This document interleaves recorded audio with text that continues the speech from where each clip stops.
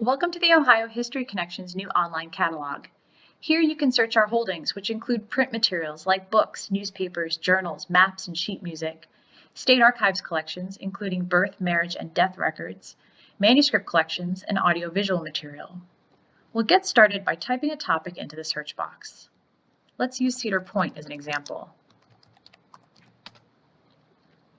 This search brings up 44 results.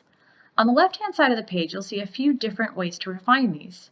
You can resort them by date or alphabetically by author or title.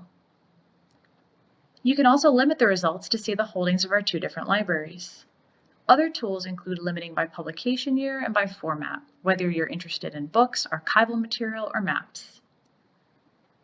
By clicking on a title in the main part of the page, you can learn more about a particular item. I like this one, The Science of Recreation and Rest. Clicking on View Description will tell you a little bit more about this item. It's 32 pages long and it has some illustrations. These subject headings are links, and clicking them can help you find other works on the same topic. Browse the shelf shows you what's near this item in our stacks. And finally, scrolling down shows you that this item can be paged, and here's its call number.